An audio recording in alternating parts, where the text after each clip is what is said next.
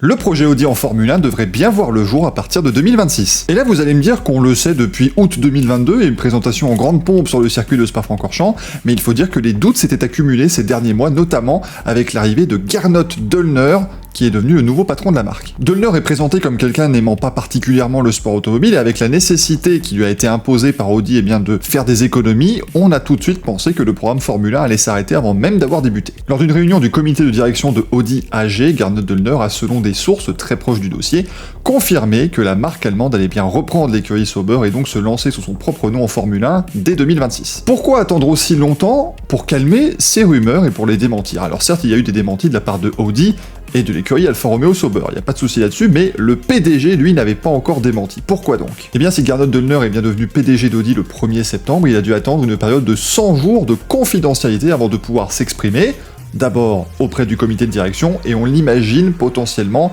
publiquement ces prochains jours. Ces nouvelles sont sans doute un soulagement également pour l'écurie Sauber qui va se préparer à entamer 2 saisons, 2024 et 2025, sous son propre nom ou avec des noms de sponsors, avant de devenir l'équipe Audi en 2026, mais pourtant Audi a déjà 25% des parts de Sauber. Si la marque allemande s'était donc retirée de manière aussi abrupte, ça aurait été un problème sportivement parlant à partir de 2026, mais financièrement parlant dès aujourd'hui. La confirmation de la venue d'Audi en 2026 est également une très belle preuve de confiance envers la Formule 1.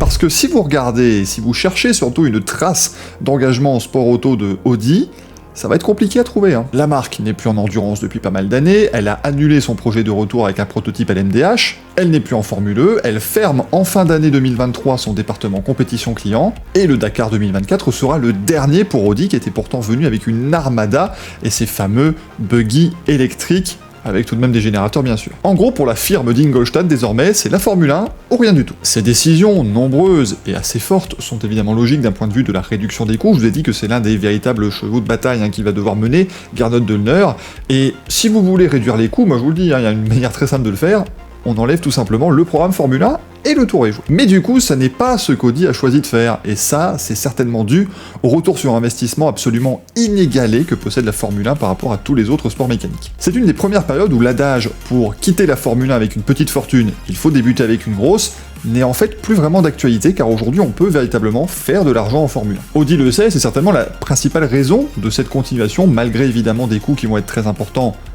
Même s'il y a des budgets capés, ça reste un investissement très lourd, mais qui va rapporter beaucoup plus que l'endurance, la Formule E, le Dakar, le GT3 combinés. On rappelle qu'une écurie de Formule 1 vaut aujourd'hui plus d'1 milliard de dollars, peut-être même 2 ou 3 milliards qui sait pour les plus grosses structures, et Audi le sait, alors évidemment ils vont devoir investir dans un premier temps, mais ils le font sur un investissement assez étalé, et comme ils ont déjà 25% du capital de Sauber, ils vont peut-être déjà commencer à en récupérer les fruits dès 2024. Voilà du coup pour cette vidéo qui est assez rapide certes, mais qui est la première d'un format un peu plus news que j'aimerais vous proposer aussi régulièrement que possible. N'hésitez pas du coup à vous abonner, et puis si vous avez aimé la vidéo, mettez-lui un petit pouce vers le haut, et dites-le moi aussi dans les commentaires, c'est important évidemment de savoir si ce que je fais vous convient. Moi je vous dis en tout cas à la prochaine, ciao ciao.